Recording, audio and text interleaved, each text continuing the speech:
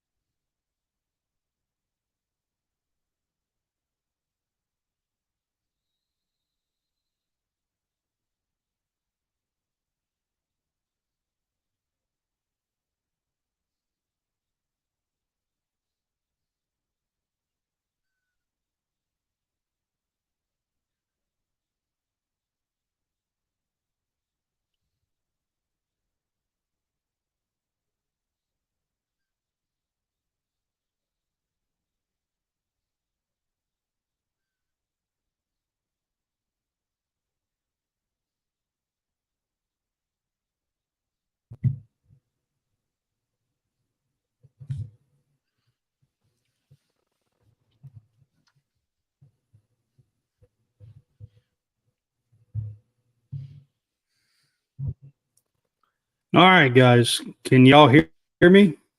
Mm-hmm. I can. All right. Welcome in. We are College SportsCast. I'm not sure. I tried to click it and I had to change stuff. So I've got an adapter that doesn't seem to be working. So for my internet. So I apologize. Got John Hammonds with me, and we've got a special guest tonight. We've got Jake Crain from Crain Company with us tonight. What's up, Jake?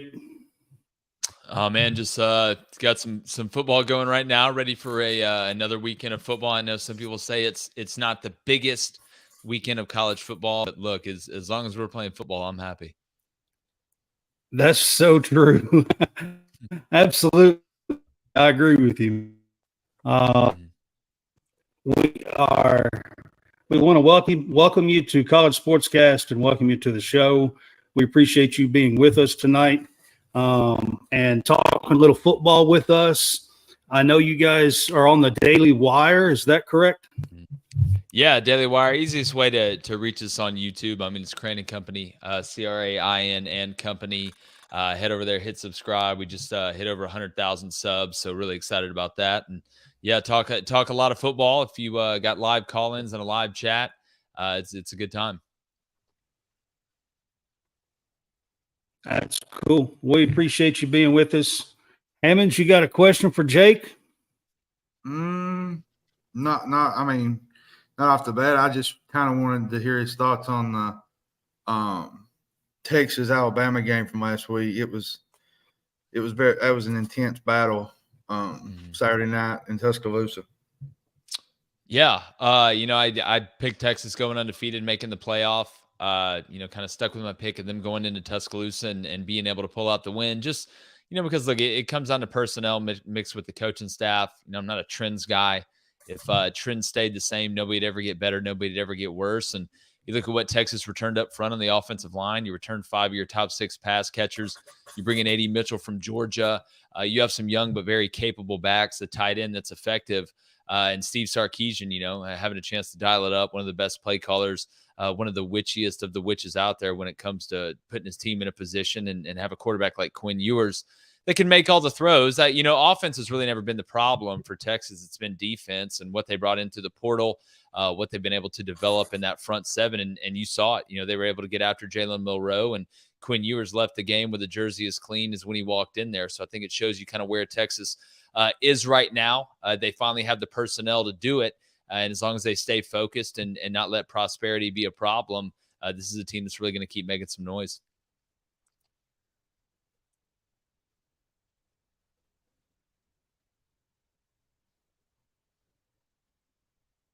I agree. So we had a little debate topic on our show on Tuesday night, and I said, with Texas' big win, is Texas ready for the SEC? Well, look, I mean, it's one of those things. You're not going to know until they're able to go through it. The common misconception isn't, can you beat Alabama in a one-off? Can you beat Georgia in a one-off? The hardest part of the SEC is having to go through the grind of that schedule. I mean, Vanderbilt is still Vanderbilt, it looks like, but outside of that, every week's a fist fight, and Clark Lee's building that place up. It's not easy to go to Ole Miss. It's not easy to go to Mississippi State. It's not easy to then turn around and play Arkansas or LSU. So I think the strength of the SEC has always been the grind of it. I mean, it's a battle of attrition. And when you look at the league and kind of the trajectory of where it's going, Tennessee is building. You see what they've been able to accomplish and the direction they're going.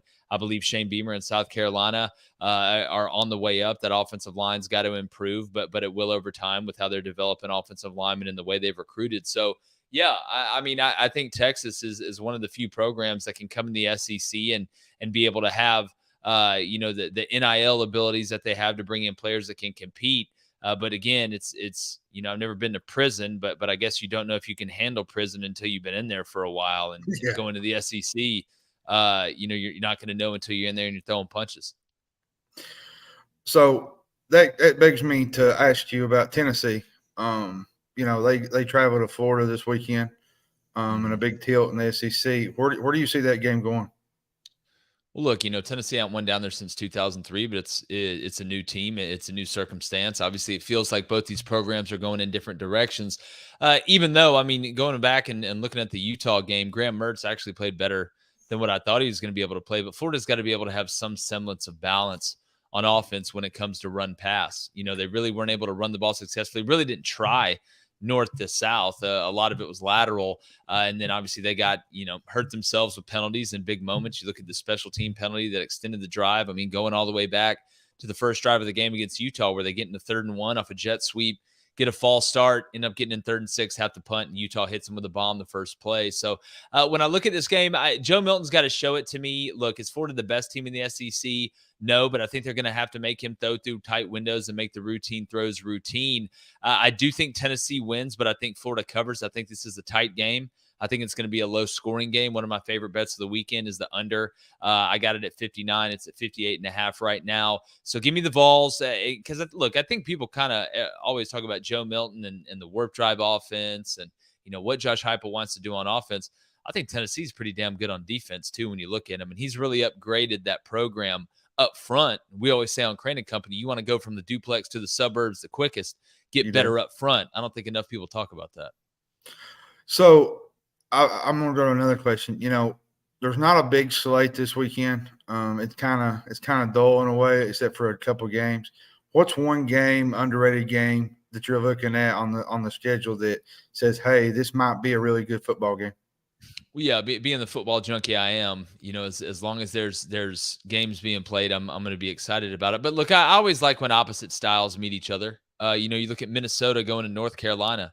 The way Minnesota handles their business, kind of more methodical, want to run the ball, play action, run the clock. North Carolina, even though Phil Longo's gone up to Wisconsin, they want to throw it around a little bit. They want to get Drake May on the move. They want to let him put pressure on defenses. North Carolina's defense looked very improved week 1 against South Carolina and then took a step back in week 2 against App State. So does that tell you more about South Carolina? Does that tell you more about North Carolina's defense? But I do know this about Minnesota. They're going to make you earn it. They're going to find out. They're going to try and move you around and see how you respond to it. And if North Carolina is able to just sustain, I think North Carolina wins that one in Chapel Hill. I think the line's at 7.5. I wouldn't touch it, with a 20-foot pole. But at the end of the day, I just like when different styles meet each other. We're seeing it tonight right now as we're talking in Memphis and Navy, and that game's 14 up at halftime. So I always find that interesting. You look around that there's some sneaky matchups. You got a bitter rivalry in New Mexico State. My buddy's the OC out there at New Mexico, hoping they can put up some points. But you look around, there's some sneaky matchups, man. South Alabama going out to Oklahoma State, 7.5-point underdog. My alma mater out there, seeing if they can do something after kind of a letdown start against Tulane. They didn't play as well as I thought they would. I know Kane knows that, but there's some good matchups up there. You just got to kind of dig in and find them a little bit. They are, and then you got LSU, Mississippi State. That's another game that's a big one on the docket. You got Arkansas and BYU. But my next question is, how did you get into all this? I know your dad played football for Auburn growing up. And, I mean, was it something you always wanted to do, or is it just – No, man, this all happened by accident. I coached for 9 years, six and a half at the Division I level, and I was actually interviewing for the defensive coordinator job where I was coaching up in Montana when COVID hit, and they sent us all back and sent all the players back home because this is when nobody really knew what was going on with COVID in 2020, and I was trying to kind of waste time before we went back up there. Again, our head coach was like, I don't know exactly when everybody's coming back up. So I went and bought a $50 mic and just kind of started talking some ball into it. Really started out regionally with Auburn. Got hit up by some investors a couple weeks in. I mean, it took all the technological knowledge that I had to get the audio on Apple Podcasts and Spotify. It wasn't on video. And some investors hit me up, were like, hey, we're listening to this. It's performing really well. Would this be something you'd be willing to move to Atlanta and think about doing for a living? And I was like, no, like I'm young, I'm moving up the coaching ranks, liking my trajectory. And, they made an offer that I really couldn't refuse, and went up there, got put on video by a production company run by a guy named David Cohn, who's now a co-host of the show, and put it on video. And Hugh Freeze at Liberty was the first interview I did up there on video. Was doing a lot on audio. And within 4 months, Colin Cowherd reached out. We signed a 6-month deal with the Volume to be the college football show over there. And then when we were renegotiating that, Ben Shapiro DM'd me and wanted us to be the sports show for the Daily Wire. So I haven't even really been doing this for 3 years. It's been kind of a crazy experience. I'm just waiting to wake up from a coma and let them tell me which 18-wheeler hit me on what road. So it was kind of just organic, man. Like the best things are. And I know you started. I remember you as JBoy. Everybody knew you as JBoy, and that's really where you got it really started, and then it kind of just evolved to where you are now. Yeah, and, people still call me that. It's still in my Twitter profile, and started out as the JBoy show and morphed into Crain Company, and just has taken off, man. It's crazy. So what's it like working with your brother and Cone? I say it's a treat sometimes. Oh yeah, it's fantastic. I think kind of what separates us is we work for the Daily Wire, but I mean, we don't really get political outside of men not being in women's sports. But I don't even think that's political. I think that's why you look both ways before you cross the street. It's just common sense. Yeah. But no, I mean, working with my brother's great. He played receiver at Western Colorado. Cone played quarterback at Michigan. It's it's kind of like an old school sports show. I mean, we get down to the nitty gritty, but we have fun. I always say it's like if you got to sneak into the field house of your favorite football team or sports team, and you got to hang around with the coaches while they drank beer and just talked about the what's going on. And because again, we're fortunate enough to have inside knowledge of the game. I mean, if you listen to the show for 5 minutes, you'll know what I'm talking about. But it's great, man. I mean, we get along, we argue sometimes, but it's really good chemistry, and I really enjoy going to work. What's been your biggest surprise, and which has been your biggest letdown as far as college football teams this year? Because Texas is they're on the up and up. A lot of people wasn't real sure what they was going to do, and then they go into Alabama and they win. And give me your takes on those. Well, I mean, surprise has got to be Colorado, right? Not just that they're winning, but the way they've won. You've got two different experiments going on. You've got one where we've seen teams and new coaches bring in a lot of players from the portal. We've never seen the amount that Deion Sanders brought in. Football's the ultimate team sport. Trying to get guys, that many new guys from different places, to come in and be able to work together and really win by letting the other team make mistakes. I mean, Colorado's played pretty clean. They're not the best team up front, but you look at Nebraska. I mean, they fell apart, post Malone style. You go back to week 1, they let TCU make the mistakes and let their identity kind of take over. And then on the other hand, you got Travis Hunter, the Shohei Ohtani of college football out here playing 125, 130 snaps a game. We've never seen that before. So Colorado, without a doubt, who's going to be 3-0 after this weekend against Colorado State, is got to be the biggest surprise. I'd say the biggest letdown so far probably be the Southeastern Conference. to be honest with you, in general. Not that, the SEC is bad, but we're so used to seeing the SEC dominate.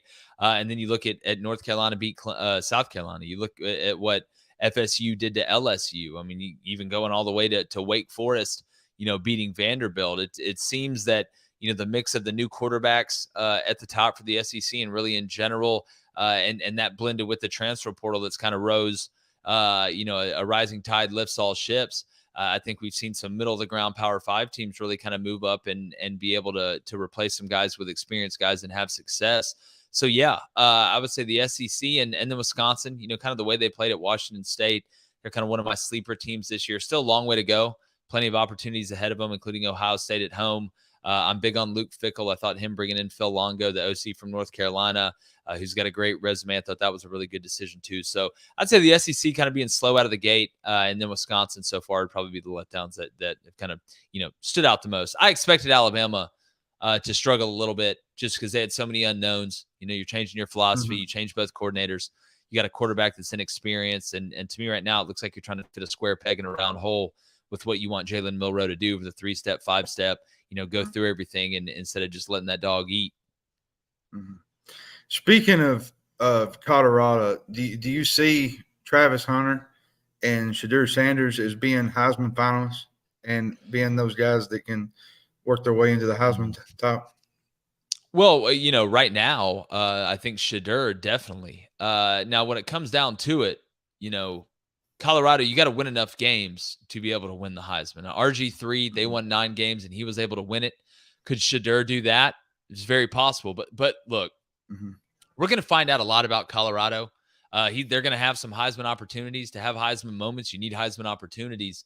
And when you face teams like Oregon and USC and who they got coming down the pipe down the stretch, they're going to have a chance. The question is, can they hold up front? Can they protect him long enough? Because Shedeur is without a doubt an NFL quarterback. The way he handles himself inside the pocket, outside of the pocket, going through his reads, not afraid to throw the check down, not afraid to throw the ball away, and has got enough wiggle to be effective running the ball. I've been very impressed with the way that he handles the game. I hate the term game manager. Every quarterback is a game manager. If you're not a game manager at quarterback, you can't play quarterback. I feel like that's one of the worst terms in sports. It's like calling a pitcher a game manager. It just, duh, that's his job. Yeah.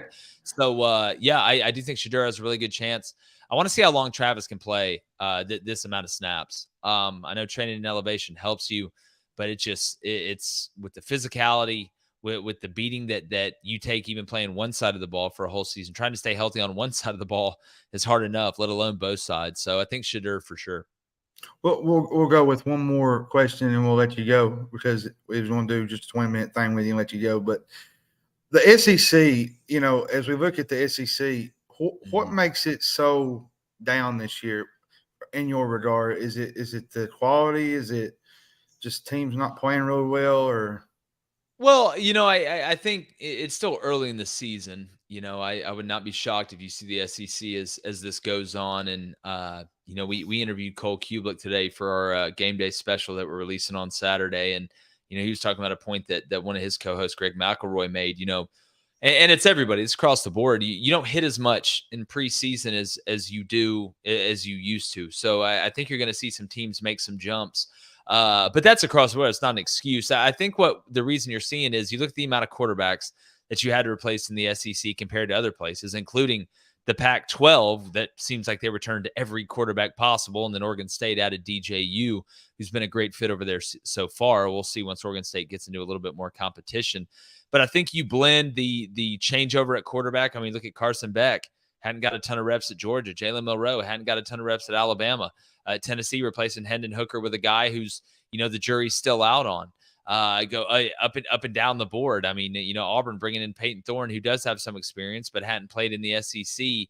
It does seem that the changeover at quarterbacks had some effect. And look, I think you go back to the transfer portal, the rich are always going to get richer.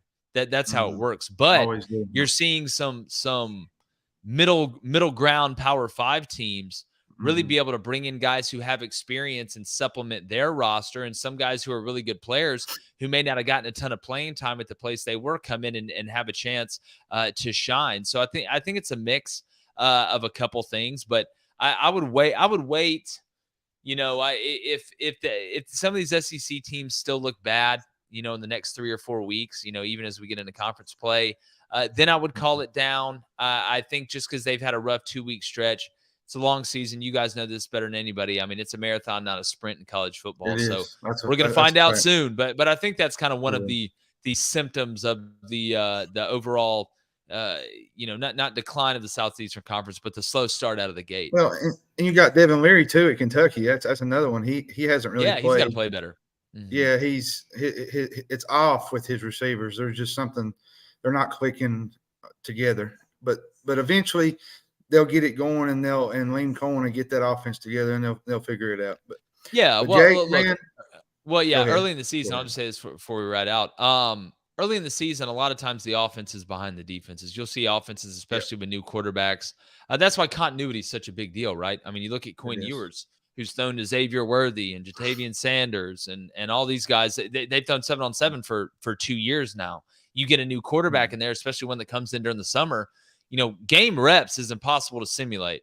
Going through one fall camp, it's really hard to build that chemistry. I talk about this, with Peyton Thorne at Auburn. What was my biggest concern for Peyton Thorne at Auburn, outside of seeing if he can run the ball well enough to be effective in the RPO, was how good is that chemistry, that in-game chemistry, when you've got to be able to communicate when you can't talk, and put that ball on the back shoulder, or know when somebody's breaking in on a choice route or an option route. That stuff just doesn't happen overnight. It takes time. So I think we're seeing a little bit of that across the board too. Yeah, one more thing before you go. There was a little clip that I watched. I guess it might have been this week, where you had Tim Brando on, and he said, "Who's the Texas A&M of being Texas A&M?" And he said, "It's Texas A&M again this year." And I kind of laughed, and I thought, Tim Brando he don't cut no corners. He just goes after it. And Timmy B doesn't shy away for sure. And I'll say this about A&M. Look, when we watched A&M lose games, here recently, in the past, they've looked inept pretty much in every phase, right? I think that game said as much about Miami as it did about A&M. I thought Miami's physicality, especially on defense, I mean, they got some NFL cats running around there. But, I thought Connor Wegman still looked pretty good. He had the one pick where the receiver fell down. I was just shocked that Miami had so much success through the air, because Miami, make no mistake, through Mario Cristobal, their head coach, they want to be a run-to-pass team. They want to be a team that puts on the ground, beats you in play action, throws quick game, and takes a shot over the top. They kind of went bombs over Baghdad against A&M, and Restrepo and that group absolutely went nuts. I think it kind of shell-shocked Texas A&M. And look, A&M caught a couple breaks on special teams too. Blocked a punt early in the game. Miami dropped a punt that A&M was able to score on. So you take those gifts away, it could have been even worse. But with the way the SEC looks somewhat wide open this year, I wouldn't panic yet. If I was an A&M fan, that defense has just got to hold up more. But Jake, I appreciate you, man. Thank you for being on the show. I'm a huge fan of yours. Keep doing what you're doing with Crain Company, and we'll catch you on the flip side, man. Definitely, man. Well, anytime y'all need me, just holler. I got a lot of respect for what y'all are doing. Enjoy chopping it up with you guys and talking on social media. And yeah, you can catch us. We're live each weekday, 6:30 a.m. to 8 a.m. Central, 7:30 a.m. to 9 a.m. Eastern. There's only 2 time zones I really know. Outside of that, just look at your phone or whatever. Unless you live in the Pacific Northwest. You live out there. I mean, the live's kind of hard to catch because it's so early, but it stays on YouTube and Apple Podcasts and Spotify basically forever. We have a game day show on Saturday, and then a Sunday recap in the morning. So we're putting out content every day, taking live calls, got a live chat where we answer questions. So yeah, hop in there. Let's have fun. Have a good one, man. Thanks, brother. See you, man. See you. That wraps up the show with Jake Crain. I'm not sure where Brad is. I think Brad got some technical issues with the internet, but John Hammond stepped in, and he did a heck of an interview. Hey, I think I might like this idea. Just clear it out and let me take over. Okay? Can you hear me now? Well, so I didn't want to be in and out. It was messing all up, so I just stayed out and let you do the interview. I'm picking at you, man. Brad's having some technical difficulties, folks. It's part of what we've had them. The last couple of weeks, and we're struggling right now, but we'll get it figured out.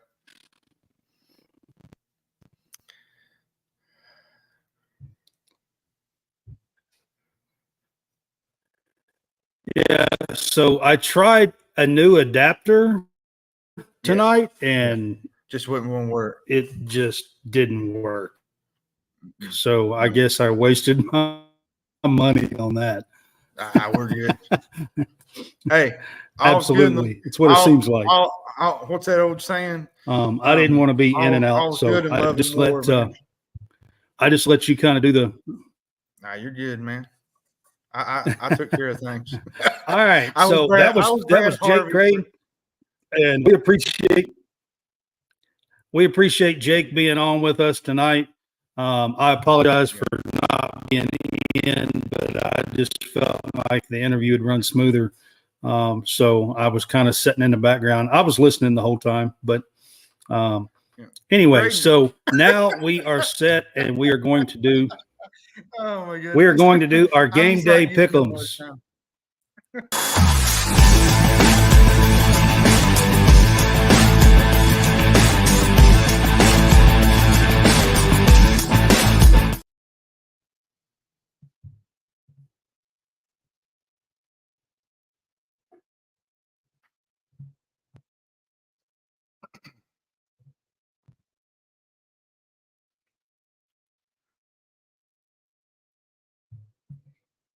Yeah. All right, guys. I think we're back. And as soon as I get these things to pop up,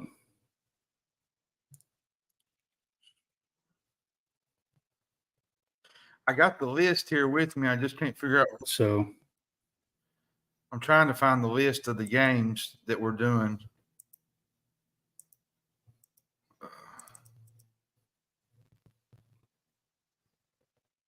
I'm trying to get that. Is the Travis Hunters thing still on the screen? Let's see here.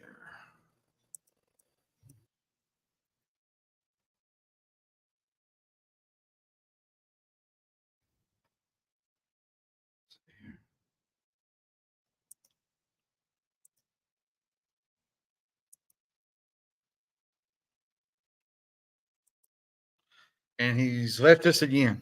So we're having technical difficulties. You know, the big games this week.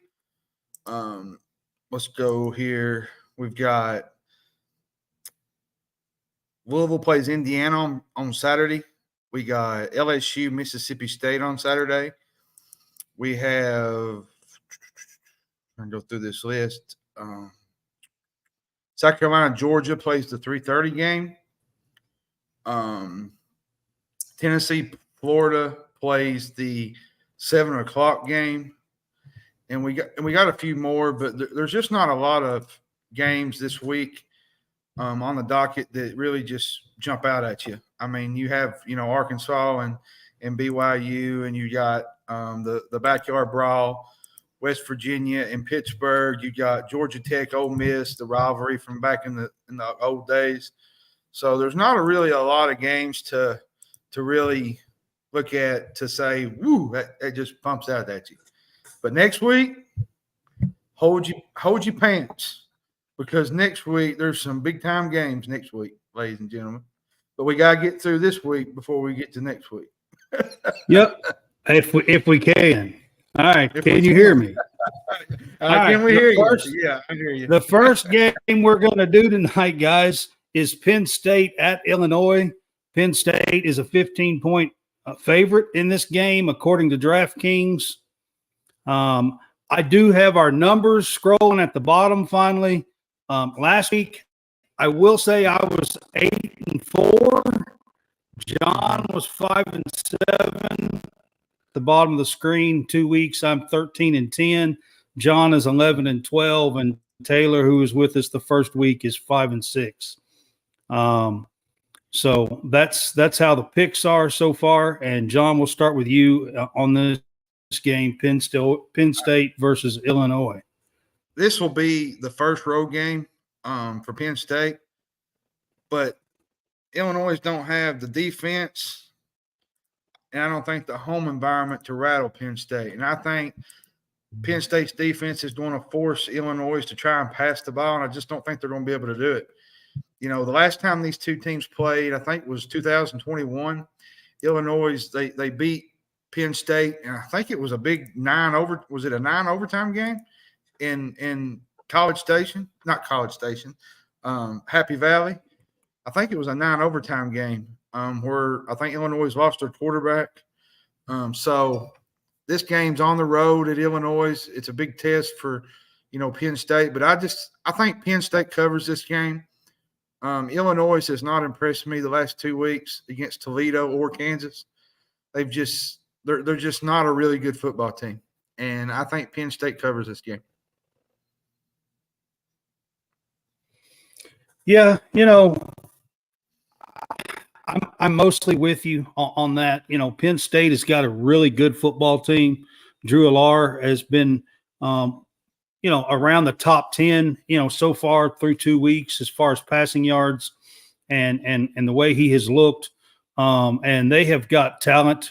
I kind of picked them to be up at the top of the Big Ten. And for that reason alone, I'm going to go ahead. I think they will handle this. Now, 15 points is a pretty big spread, but I think they can handle 15-point spread at Illinois. So I'm going to go with you on this one and pick Illinois. The next one we're going to do is LSU. LSU is going on the road at Mississippi State, and LSU is a 9.5-point favorite at Mississippi State. It's a tough place to play, Hammonds. What do you think about this game? It's a very tough place to play. Mississippi State, for me, they have a very suspect secondary. They got gashed last week by the Arizona quarterback on the ground. I think they gave up 44 yards and a score on 8 carries. And LSU brings into this game Jaden Daniels. They have a dynamic pass catchers to go along with it. They got Neighbors. I think they got the guy Brooks on the other side. I don't think the Tigers are going to have a big issue passing the ball, and it'll be a double-digit win for LSU. I just don't see Mississippi State hanging in this football game at all. Even at Starkville, even in a tough environment, I think LSU is just the better team in this game. I think the defensive worries that I'm having for Mississippi State, that's really where I'm going with this, because if Arizona eats you up, what's LSU going to do with the offense that they got? You know what I'm saying? So give me the 9. Daylor, or whatever his name is at Arizona, he's a pretty good quarterback. He is. But I get your point. Yeah. I get your point on it. But I don't think LSU covers, though. So you're picking Mississippi State to – I'm picking Mississippi State to cover. Yeah, to cover the spread? Cover the spread, yeah. Okay. Well, that's kind of the way I was thinking. I think this game will be closer than most people think, especially the first half, for sure. I think it will be. I tell you what, if you're going to pick Mississippi State, I'll go the other way. I think there's a chance LSU covers this by the end of the game, but it's going to be a closer game for most of the game than what most people think. It is a tough place to play. That crowd and bells and everything else they do there is pretty tough. So, I'll go LSU covers. All right. And our next game is a Big 12 SEC game. So our next game is Kansas State is going to Missouri, and Kansas State is a 3.5-point favorite on DraftKings in this game at Missouri. So how do you feel about this game? This is a game that I really don't know which way to go, to be honest. I want to take Missouri. I want to take Kansas State. I think Kansas State has the better team. Missouri does not throw the ball very well.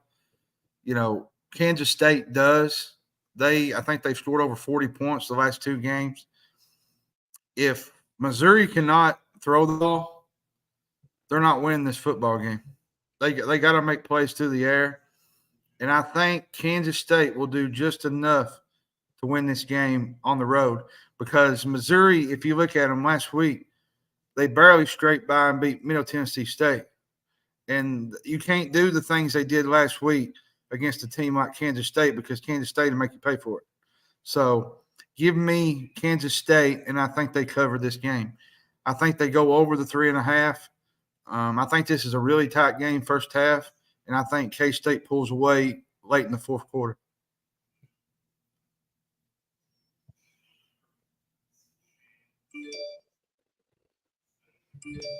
Well, that's kind of where I am with this game. Kansas State, it's at Missouri, but 3.5 points is not much to cover, although I did lose a game last week because they won by 2, and it was a 3.5 point spread. Yeah. I did lose. One of the 4 games I lost last week was that. So it's okay to lose. It's okay to lose a game. Yeah.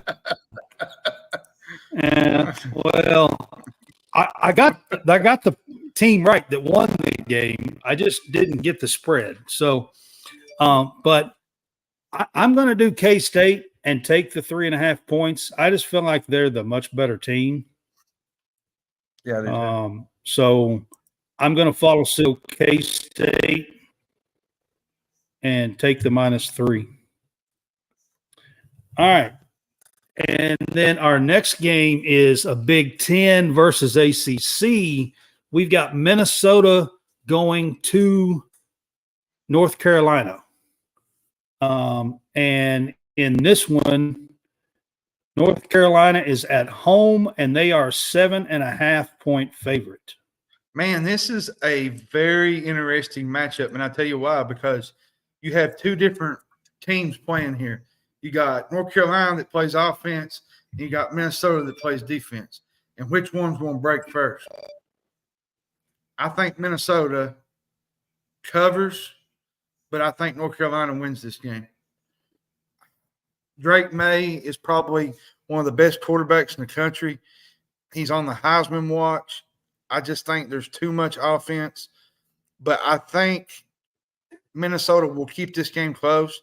I don't think they're going to run away with it with points, because Minnesota's defense is really, really good. North Carolina is just going to – they're going to need to grind this game out and win by what the margin is. What is it, 7.5? I think they'll win this game and grind it out. It's 7.5. Yeah. But I do think Minnesota So covers. you've got North Carolina covering? I got Minnesota covering, but North Carolina wins. Okay, so you got North Carolina winning and Minnesota covering the 7.5 spread. 7.5, yeah. Keeping it within 7.5. Yeah, I just think it's going to be a grinded out game. All right. Well, at home, you never know with North Carolina. They can have a game like last week against App State, and it's, one score and then the other score, and then they score, and then one score. It could be a game like that, and it could be close all day, or they could play and beat them 42-17. You just don't know with North Carolina. Mm-hmm. This week, I'm going to take the 7.5 points at home. I'm not sold yet on what this Minnesota team is going to be. So I'm going to take North Carolina and take the 7.5 points. And I can't really tell, guys, if my screen is changing or not. Yeah, it's changed. So it is. Yeah. Okay. It's South Carolina, Georgia. Okay. I can't really tell if my screen is changing or not. So the next game we're going to talk about is South Carolina at Georgia. This is one of the bigger games this week in the SEC, but Georgia is favored 27.5 points at home. against this South Carolina team. Spencer Rattler's been really good. I'm going to say this, though. They allowed 9 sacks. They allowed 9 sacks against North Carolina, right? Against North Carolina. And the North Carolina's defense They did. is nothing compared to Georgia's. And, Georgia's offense, they're still a work in progress with Carson Beck and that and the wide receivers. But I just don't think they're going to be tested against South Carolina. I don't. I think Georgia's going to move the ball up and down the field against the defense that was pushed around by North Carolina's offensive line. This is a tough opener for South Carolina on the road. And I'm just going to do it. And I know people's going to say, oh, yeah, but give me the 27.5. Take the 27.5. I just don't. Don't get me wrong. I like Spencer Rattler. I think he's a good quarterback, but he's going into a tough environment to play, and Georgia is a different animal compared to North Carolina. Well, I agree. So you think Georgia's going to cover 27.5? I do. I really do. There's a lot of smack talking going on between these two teams already with the, saying that apparently one of the South Carolina players said something, vice versa. There's just a lot of, and I think Georgia, which that was taken plumb out of context by the South Carolina guy. He never mentioned Georgia, but Georgia will take that and they will run with it and they will use it as motivation. That's just how Kirby Smart does. And Kirby Smart is a very smart coach. I'm tempted. I'm going to be honest with you. I'm tempted to say South Carolina will hold this within 4 scores. I'm tempted to say that in this game. I do think Georgia wins this game. They probably win it pretty handily. Georgia has been kind of slow the last 2 games to start against some not so great teams. And Spencer Rattler's been playing great. Now, you're right. He ran for his life, but still played good against North Carolina. Offensive line, I'll just say the offensive line's got to be better, though, against teams like Georgia. Yeah, but it's got to be a lot better. Together, they got like 3 new guys. The whole line. They're banged. They're really banged up right now. They got. So I don't know. So I'm going to take Georgia in the points too, even though I think that there is a chance that South Carolina can keep it within 4 scores. I just feel like that's the smart move. I don't know. Yeah, it is. But we'll see.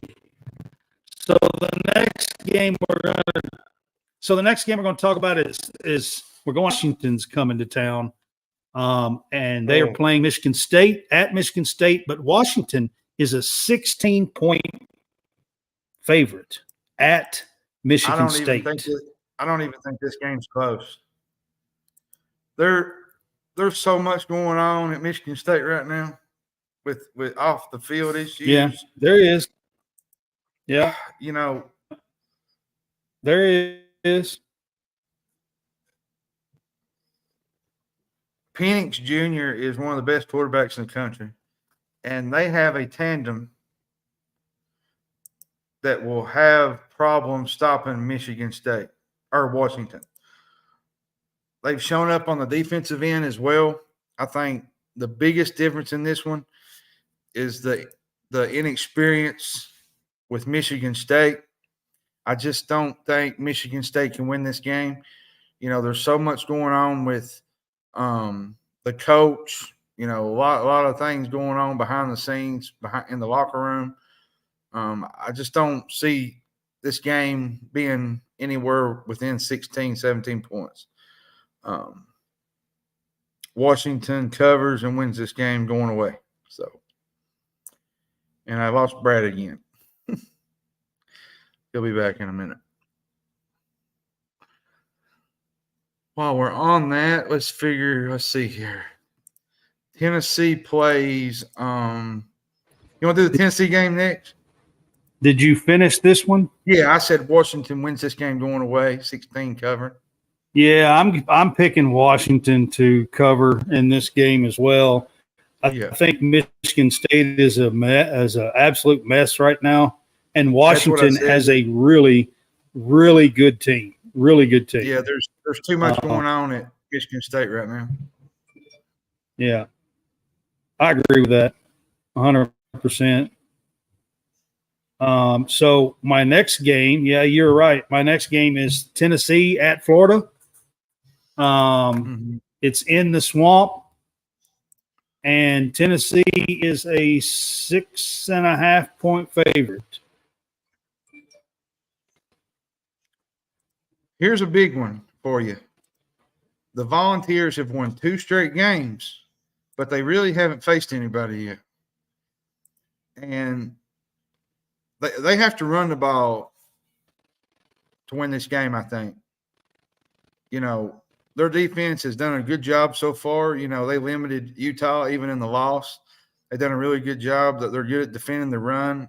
I want Joe Milton to show me something because I just haven't seen it in the last couple of games. You know, the first game, you know, everybody says, well, he done all this, but Virginia is just not a real good football team. I'm sorry. They're just not real good. And no, they're not. Have to show me against better competition.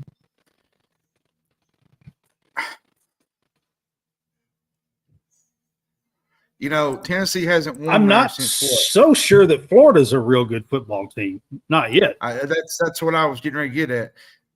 And if I'm not mistaken, Tennessee hasn't won there since what, 2003, 2002, something like that. It's been a long time. So it's been a long time. Yeah. I think Tennessee wins this, but Florida covers the spread. It's a rivalry game, man. And when you have a rivalry game of this magnitude, you can throw records out the window. Wow. Really? Yeah. Yeah. I didn't say Tennessee would lose this game. I said they'll win it, but I think Florida's covering the spread.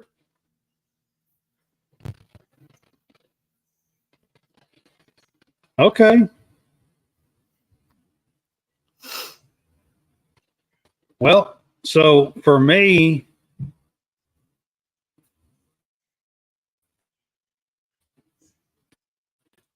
I'm going to take Tennessee to cover. I mean, I just feel like Tennessee is a far better team.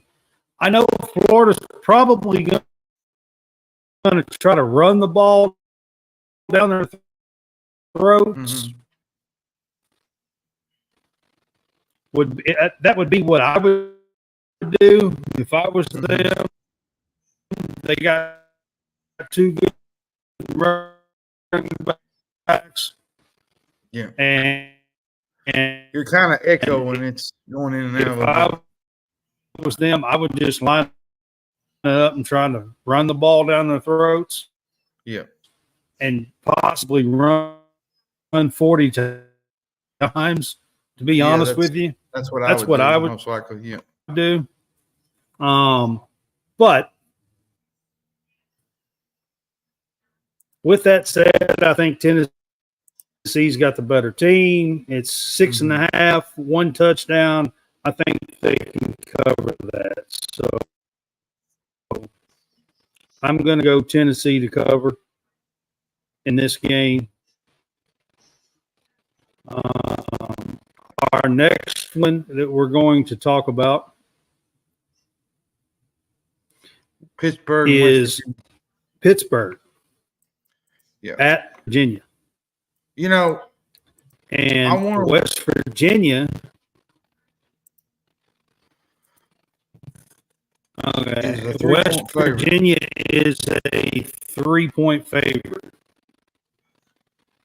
You know, West Virginia used to be such a force at home. You know, it was It's tough to go against them. Their crowds usually got wild. But, last year, I think they gave up 48 points to Kansas State and 55 to Kansas at home. So what do you think about the Pittsburgh-West Virginia game? West Virginia might be without Devin Carter, and that hurts them, I think. I don't know. This one's tough to gouge. It's the backyard brawl. They both hate each other. Pittsburgh, West Virginia, backyard brawl. It's -3. Yeah, they can't stand each other. I think I'm going to go West Virginia to cover to win this game. I'm not sold on Pitt. I'm not sold on either one of them, but I think West Virginia being the home team, I think I got to give them the edge there.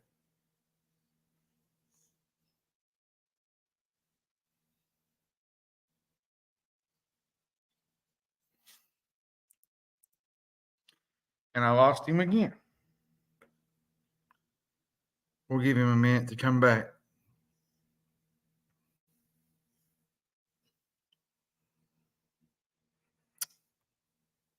Usually don't take him very long.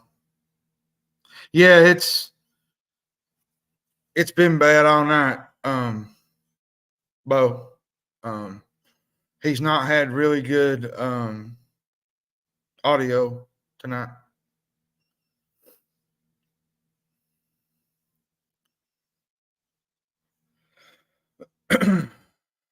Let's see here.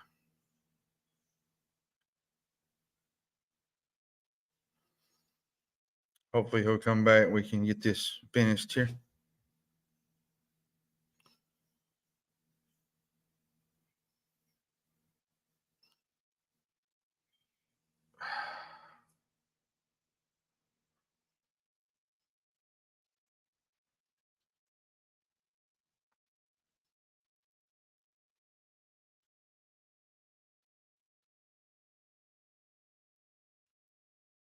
Mm-hmm.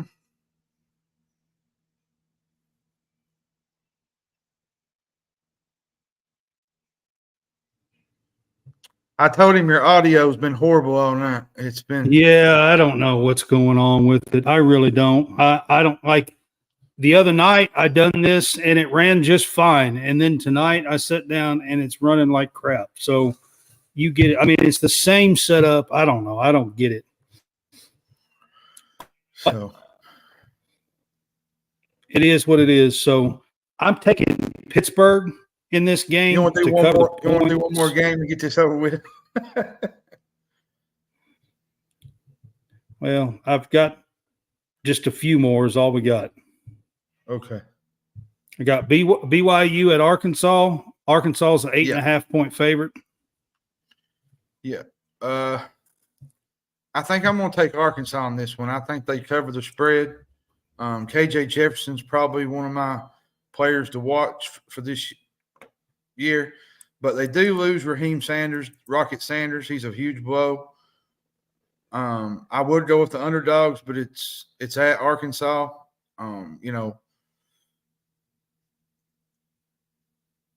They both had an easy schedule so far, and I think this will be a big test for both teams. But I think Arkansas will be they're more in tune with this game, I think, because of the quarterback play. Give me KJ Jefferson and Arkansas. I think they cover. Yeah, I'm going to take Arkansas in this game too. I'm not sold yet on. Yeah, I'm going to take them in the 8.5 points for Arkansas in this game. What happened with Rocket Sanders? He's got some undisclosed injury. I think it's something to do with his might be a leg. I'm not sure, to be honest with you. I just know that they made a comment last week about it, and it kind of boiled up. So I don't know. Didn't really give a lot of detail. The stuff I listened to didn't give a lot of details. Next one is Syracuse at Purdue. Syracuse is a 2.5 point favorite at Purdue. Mm-hmm. This game will go to the wire, I think. Purdue, They gave up 371 passing yards and 4 touchdowns in week 1 to Fresno State. Syracuse will have a hard time keeping Purdue's ground game in check too. I think this is going to be a battle for 60 minutes. Give me I think you're going to give me the underdog in the points. I think I'm going to take Syracuse in this one. Even though it's at Purdue, I just think Syracuse is possibly the better team. And I'll take the home team. If you're going to take that, I'll do the opposite. I'll take the home team and take Purdue. Good. Yeah. I do think this game will go to the wire, though. Trying to be a little bit different this week, and my picks will probably be absolutely terrible. But the last one we're going to do tonight and picks is TCU at Houston. And TCU is a 7.5 point favorite. Oh, I don't even like that. Both of these teams to me are very inconsistent, to be honest. Both of them haven't started out well. This should be a really interesting game, to be honest. I like TCU, but just because Houston's secondary is vulnerable, I expect a high-scoring game. But I think the talent level will prevail in this one with TCU on the road. So give me TCU in 7.5. They cover.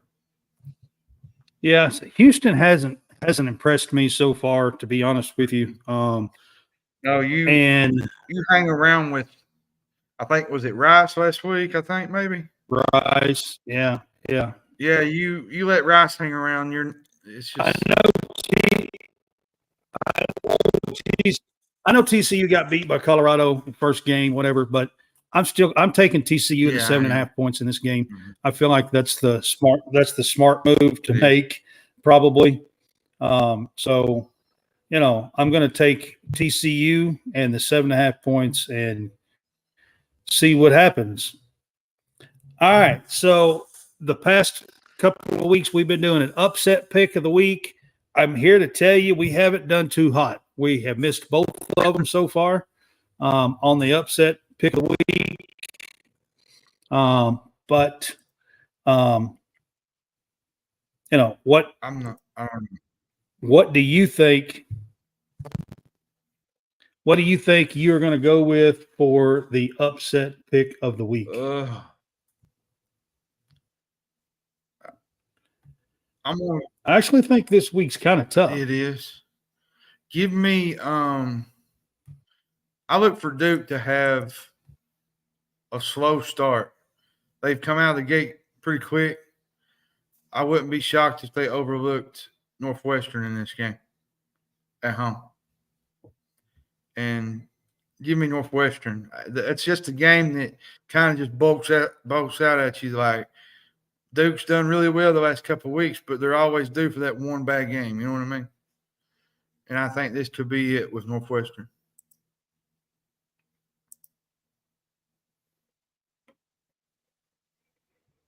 Okay.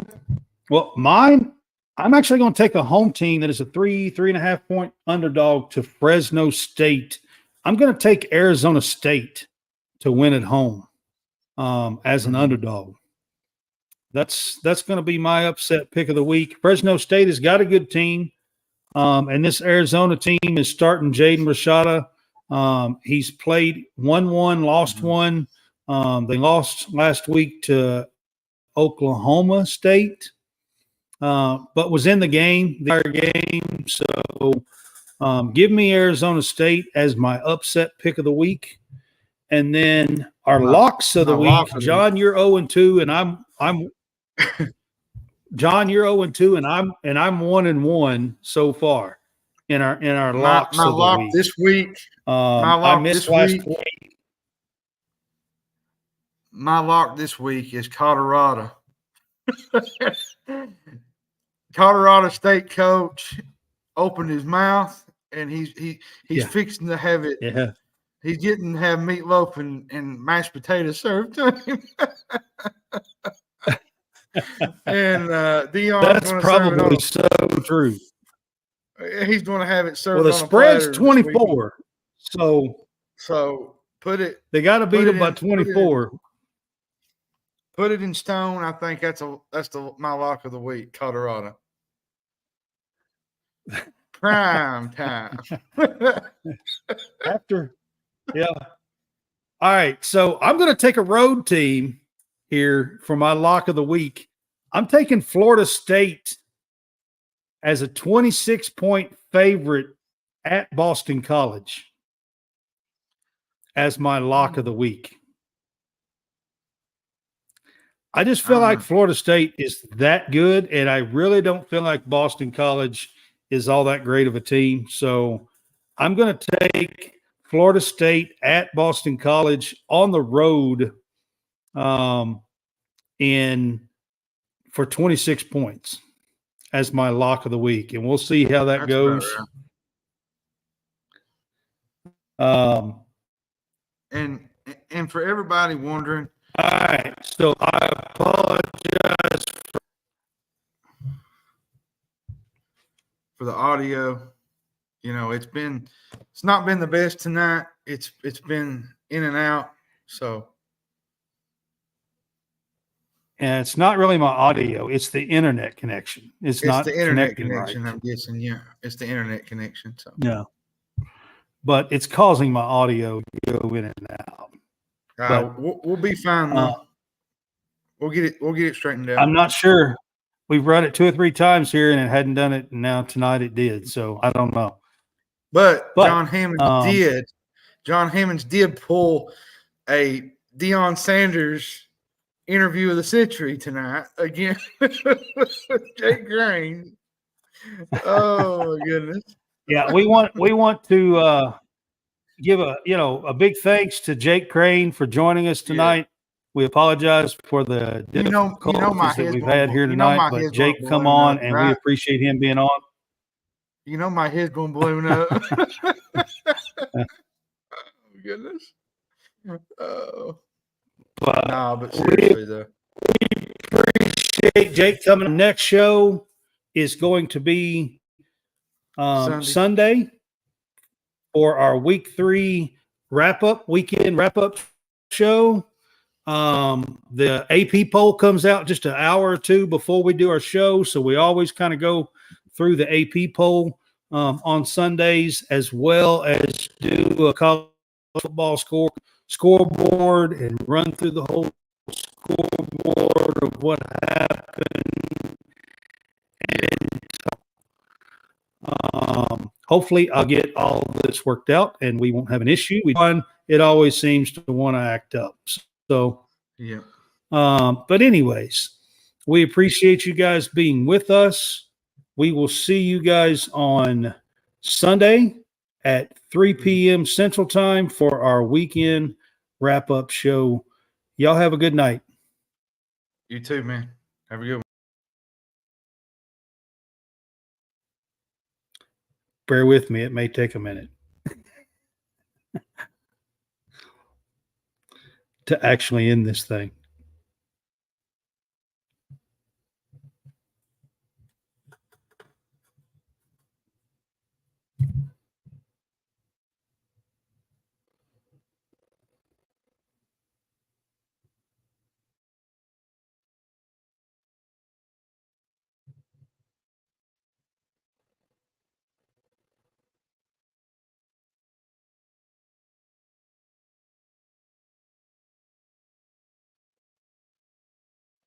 Come on.